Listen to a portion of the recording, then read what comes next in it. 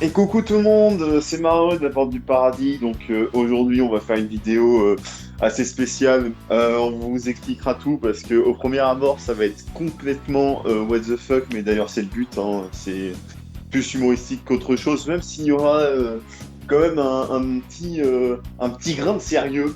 Donc je suis toujours avec mes deux fidèles compères. Mais on a quelqu'un en plus aujourd'hui qui va se présenter.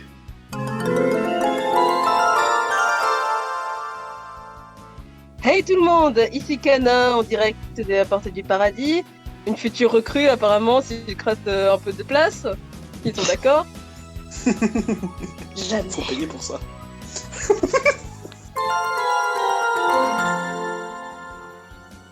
Donc aujourd'hui, on va surtout parler d'un personnage pas trop apprécié parmi nous, je pense. Hein. Aquaragina. Ouais, très clairement pas. En général, les personnes qui sont présentes dans cette vidéo ne portent pas vraiment ce personnage dans leur cœur. En même temps, elle est blonde. Tout comme Pure Aux d'ailleurs. yeux bleus. Alors du coup, on va peut-être commencer cette petite théorie complètement what the fuck, mais avec un peu de sérieux, par le premier argument. Le premier point, c'est où sont les hommes?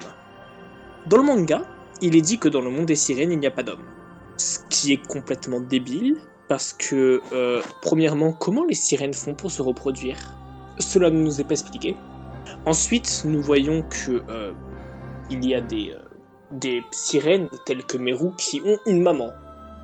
Alors, à moins que les sirènes ne fonctionnent comme les Amazones, c'est-à-dire qu'elles s'accouplent avec des hommes d'autres peuples et ne gardent que les enfants sirènes de sexe féminin, on voit pas trop comment ils font les bébés, quoi.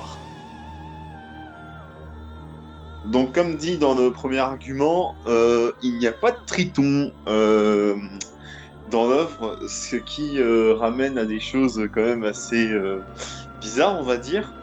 Donc bien sûr, on a le fameux code des sirènes qui empêche n'importe quelle sirène d'être en relation avec un humain, donc bien sûr une personne masculine. Du coup, on a aussi les 7 royaumes des océans qui sont dirigés par des sirènes, donc que des personnes de sexe féminin, ce qui renforce le côté sexiste de la chose. Pour notre troisième argument, on va taper un petit peu plus dans le côté politique de la chose. En fait, le côté, on isole le peuple des sirènes, comme a dit Mario juste avant. Effectivement, les sirènes n'approchent pas les garçons, elles n'approchent pas les humains, elles n'approchent pas les autres peuples, etc., etc. Ça fait quand même un côté très qui conserve un peu le peuple supérieur. Et là, du coup, ça fait un petit peu penser à une race supérieure, comme attention, on va taper dans le lourd, comme à l'époque d'Hitler en Allemagne nazie avec la fameuse race aryenne. On sait, c'est très poussé.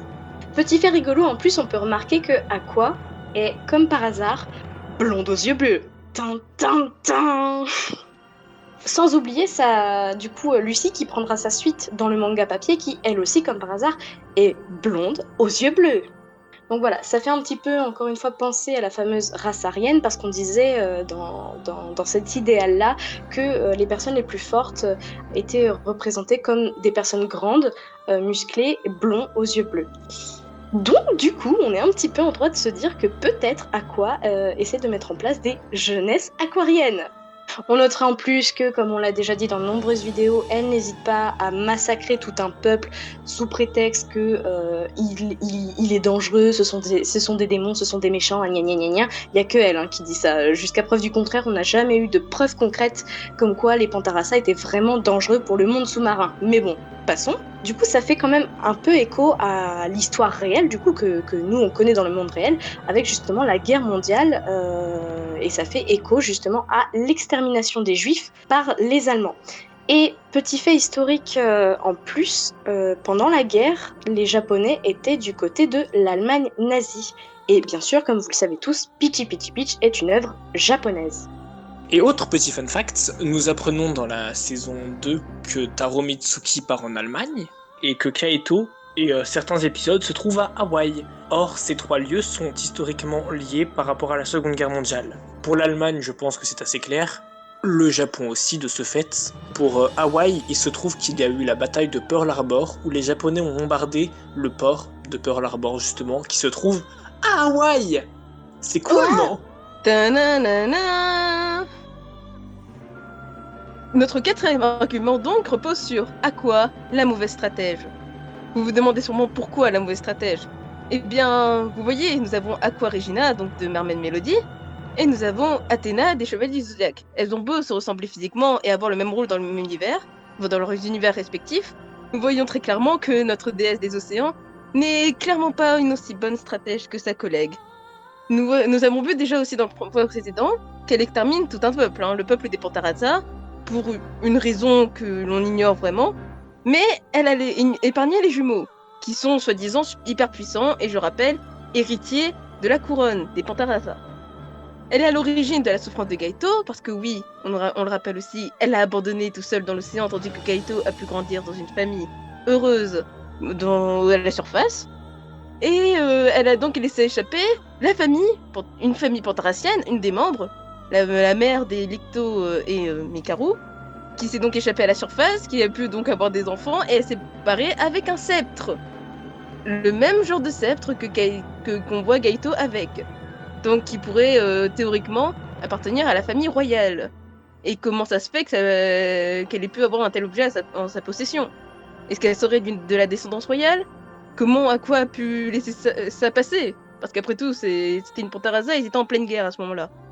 Et pourquoi elle en a juste l'air d'en avoir rien à foutre dans Pure? Parce que elle voit bien Licto à la fin dans tous les cas. Donc elle devrait bien dire, il a un truc sur le front. Et en plus, elle le voit bien avec un sceptre. Donc elle devrait quand même se c'est dire rigolo, que... il ressemble à un Pantarasa. Est-ce que donc la déesse Aqua, en plus d'être très mauvaise stratège, serait-elle également aveugle? C'est une question aussi qu'on peut se poser. Ceci dit, nous avons quelques réponses concernant le fait qu'elle a l'air d'en avoir rien à faire dans Pure.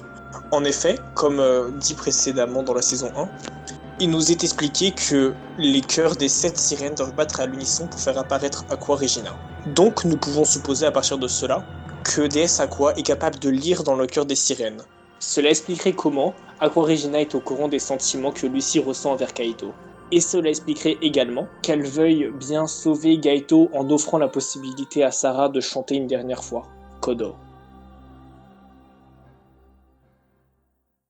Et c'est ainsi que se terminera cette courte vidéo un peu what the fuck. Alors vraiment, on le répète, ce sont des théories poussées à l'extrême qu'il faut prendre avec des pincettes. Mais vous pouvez remarquer qu'il y a quand même quelques arguments plus ou moins concrets. Du coup, Kana, merci de nous avoir accompagnés le temps de cette petite vidéo. Est-ce que tu voudrais peut-être dire un petit mot pour la fin, faire une petite dédicace, te faire une petite pub? Vas-y, c'est ton moment. Une petite pub. Alors, merci à vous de bien avoir voulu prendre mon sujet de vidéo. Parce que je pensais vraiment pas que ça allait être choisi. Parce que le sujet, what the fuck, on est totalement d'accord. Du coup, merci à vous d'avoir aussi regardé la vidéo, téléspectateurs que vous êtes. Et si vous voulez me revoir dans d'autres vidéos, voilà, laissez des commentaires, laissez des likes. Je n'ai pas de réseau social, je suis une personne de l'ombre. Donc, restez connectés, vous me verrez sûrement dans d'autres vidéos. Je rejoindrai sûrement les autres une nouvelle fois. Parce que on est un quatuor de génie, ça se voit et ça s'entend. Du coup, n'hésitez pas à aller vous abonner, à liker. Et sur ce, bye bye. Salut, salut. Bye bye. Bye bye.